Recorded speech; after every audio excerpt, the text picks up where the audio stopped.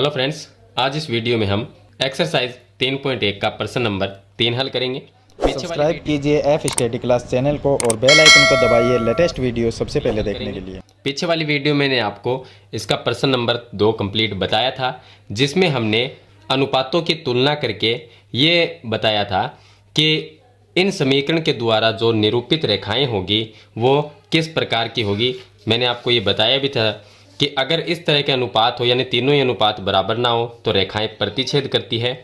अगर तीनों अनुपात बराबर हो तो रेखाएं संपाती होती है। और आगे वाले दो अनुपात बराबर हो, C1 बटा C2 का मान बराबर ना हो, तीसरा अनुपात बराबर ना हो तो रेखाएं क्या होगी, समांतर होगी। ये हमने क्वेश्चन नंबर 2 में पढ़ा था। अब हम क्वेश्चन नंबर 3 में ये पढ़ेंगे कि ये जो समीकरण है वो किस प्रकार की है, यानी कि अनुपातों की तुलना कर ज्ञात कीजिए कि निम्नलिखित समीकरणों के युग्म, ये जो समीकरण युग्म है ये संगत है या असंगत है। अब संगत कब होगा और असंगत कब होगा ये हम इस शर्त से सीखेंगे। तो देखिए, इसमें जब रेखाएं प्रतिच्छेद करती है तो समीकरण युग्म संगत होता है, यानी तीनों ही अनुपात बराबर ना हो तो रेखाएं प्रतिच्छेद करती है और समीकरण युग्म क्या होता है, संगत होता है। अगर तीनों अनुपात बराबर है तो भी समीकरण युग्म संगत होगा। अगर आगे वाले दोनों अनुपात बराबर हो और तीसरा बराबर ना हो तो समीकरण युग्म असंगत होगा।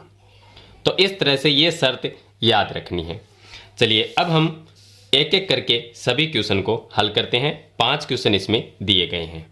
तो पहला क्वेश्चन देखिए, प्रश्न नंबर 1। पहले प्रश्न में जो समीकरण दी गई है वो 3x प्लस 2y बराबर 5 है। तो हम यहाँ पर लिख लेते हैं 3x प्लस 2y बराबर 5। और जो दूसरे समीकरण है 2x माइनस 3y बराबर 7, तो ये आ गया 2x माइनस 3y बराबर 7।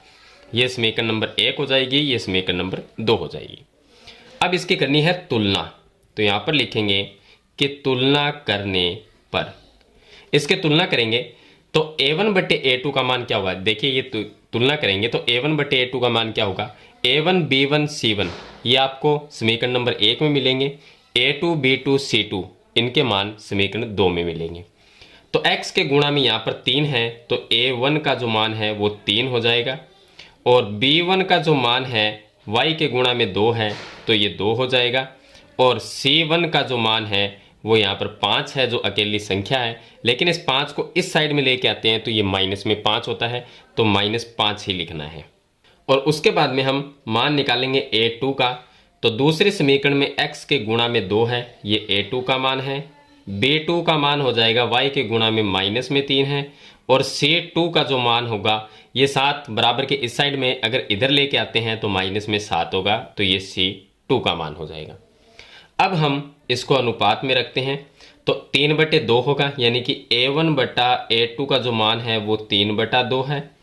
b1 बटा b2 का जो मान है वो 2/3, 2 बटे -3 होगा, और c1 बटा c2 का जो मान है -5 बटे -7। तो यहाँ पर देखिए a1 बटा a2 का मान और b1 बटा b2 का मान और c1 बटा c2 का मान, तीनों ही जो अनुपात है वो अलग अलग है। तो हम ये लिखेंगे यहाँ a1 बटा a2 बराबर नहीं है b1 बटा b2 के, और बराबर नहीं है c1 बटा c2, यानी तीनों ही जो अनुपात है वो बराबर नहीं है। अगर तीनों ही अनुपात बराबर ना हो तो समीकरण युग्म क्या होगा, संगत होगा। तो हम यहाँ पर लिखेंगे समीकरण युग्म संगत है, ये हम लिख देंगे। तो समीकरण युग्म क्या होगा, संगत होगा। अब इसी तरह से हम दूसरा जो क्वेश्चन है उसको हल करेंगे। दूसरा क्वेश्चन है उसमें जो समीकरण हमें दी गई है वो दी गई है 2x माइनस 3y बराबर 8। तो 2x माइनस 3y, और 8 को हम इस साइड में लेके आएंगे तो माइनस में 8 बराबर में 0 रखना है, तो ये समीकरण नंबर 1 हो जाएगी। इसमें भी ऐसा ही करना है, 5 को इधर लेके आना है। तो उसके बाद में दूसरे समीकरण है 4x माइनस 6y। तो यहाँ पर लिख देंगे 4x माइनस 6y, और ये 9 इधर आएगा तो माइनस में 9 बराबर में 0, ये समीकरण नंबर 2 हो जाएगी। अब इसकी करेंगे हम तुलना। तो तुलना करने पर a1 का जो मान है वो 2 होगा, और B1 का जो मान है -3 होगा और C1 का जो मान है वो माइनस में 8 होगा और A2 का जो मान है वो 4 हो जाएगा और B2 का जो मान है वो माइनस में 6 हो जाएगा और C2 का मान -9 होगा। तो C2 बराबर -9। चलिए अब हम यहाँ पर अब अनुपात में रखते हैं इनको, तो ये 2/4 होगा, यानी A1 बटा A2 बराबर 2/4। इसको हम 1/2 भी लिख सकते हैं। और उसके बाद में आएगा B1 बटा B2 का मान -3 बटे -6, -3 बटे -6, माइनस से माइनस कट जाएगा, इसको भी हम 1/2 लिख सकते हैं। और C1 बटा C2 का जो मान है वो -8 बटा -9, यानी तीसरा मान अलग है, इसका भी 1/2 है और इसका भी 1/2, यानी A1 बटा A2, B1 बटा B2 ये बराबर है और C1 बटा C2 ये बराबर नहीं है। तो शर्त को हम लिखेंगे कि A1 बटा A2 बराबर B1 बटा B2, ये दोनों बराबर है और C1 बटा C2 ये बराबर नहीं है। अगर अनुपात इस तरह का हो तो समीकरण युग्म क्या होगा? असंगत होगा। तो हम लिखेंगे कि समीकरण युग्म असंगत है, ये लिखना है। चलिए इसके बाद में प्रश्न नंबर इसका 3 हल करते हैं। अब प्रश्न नंबर जो 3 इसमें दिया गया है, ये पहले तो हम इसको इस तरह से लिखेंगे 3/2x प्लस 5/3y और ये जो 7 है इसको इस साइड में लेके आएंगे तो -7 हो जाएगा और बराबर में 0 रखेंगे। इसी तरह से दूसरे समीकरण में करेंगे तो ये हो गया 9x - 10y और -14 बराबर 0। ये 2 समीकरण हो गए। अब यहाँ हम इसकी तुलना करते हैं तो A1 का जो मान होगा वो हो जाएगा 3/2, तो ये 3/2 हो जाएगा और B1 का जो मान होगा वो हो जाएगा 5/3 और C1 का जो मान होगा वो होगा -7। उसके बाद में A2 का मान निकालेंगे दूसरी समीकरण से, तो यहाँ से 9 हो जाएगा और B2 का जो मान है वो हो जाएगा -10, C2 का जो मान होगा वो -14 हो जाएगा। अब हम यहाँ पर A1 बटा A2 निकालेंगे, A1 बटा A2। तो A1 बटा A2 कितना होगा? देखिए A1 का मान है 3/2, ये होगा 3/2 और A2 का मान 9 है तो वो भी बट्टे में आएगा तो वो यहाँ पर 9 आ जाएगा। अब 3 का भाग इसमें देंगे तो 3 बार चला जाएगा, ऊपर रह गया 1 और इसके बट्टे में 3 दूनी 6 हो जाएंगे। इसी तरह से हम B1 बटा B2 का अगर मान निकालते हैं तो B1 का मान है 5/3 और इसके गुणा में आ जाएगा B2 का मान -10, ये आ जाएगा। इसका भाग हम इसमें देंगे तो -2 बार चला जाएगा और ऊपर रह गया 1 और -2 को 3 से गुणा करेंगे तो -6 आ जाएगा। और उसके बाद में हम निकालेंगे C1 बटा C2। C1 बटा C2 का मान, C1 का मान -7 है, C2 का मान -14 है, माइनस से माइनस कैंसिल हो जाएगा और 7 का भाग हम दोनों में दे सकते हैं तो 1/2 आ जाएगा। तो इसको हम लिखेंगे कि A1 बटा जो A2 है वो बराबर नहीं है B1 बटा B2 के, और ये जो B1 बटा B2 है ये C1 बटे C2 के बराबर नहीं है। तो इनका जो तीनों का अनुपात है वो बराबर नहीं है। समीकरण युग्म जो होगा वो क्या होगा? संगत होगा। तो हम लिख देंगे समीकरण युग्म संगत है। इस तरह से आपको हल करना है। चलिए इसके बाद में हम इसका क्वेश्चन नंबर जो 4 है उसको हल करते हैं।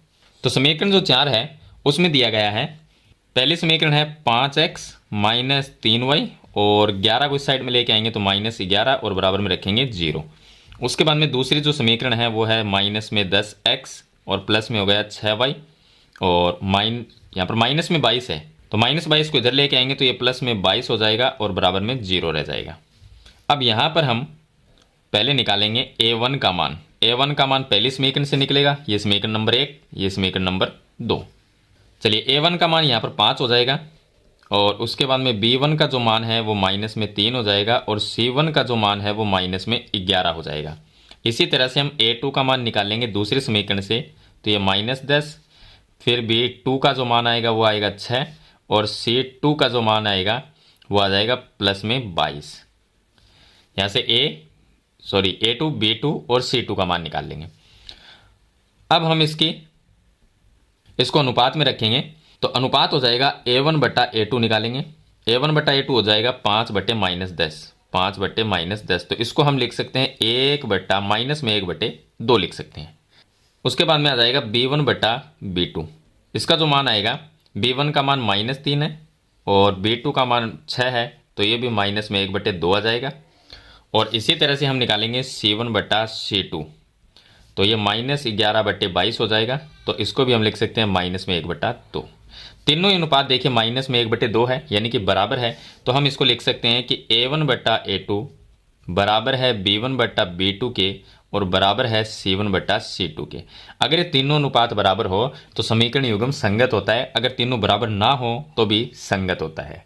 तो यहाँ पर हम लिखेंगे कि समीकरण युग्म जो है वो संगत है।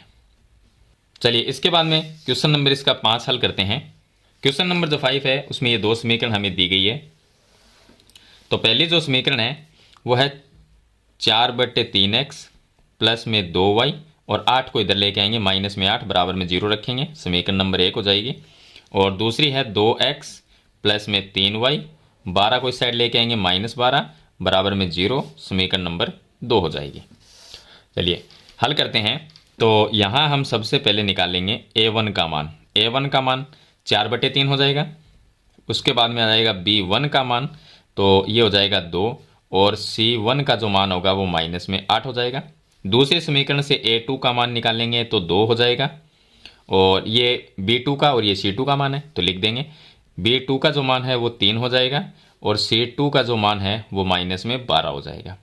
अब हम अनुपात निकालते हैं। तो अनुपात में हम a1/a2 का निकालेंगे, तो a1/a2 का हो जाएगा 4/3 तो है यहाँ पर 4/3 और a2 का मान है वो 2 है, तो गुणा में 2 यहाँ पर आ जाएगा, 2 का भाग इसमें चला जाएगा 2 बार, तो हम इसको 2/3 लिख सकते हैं।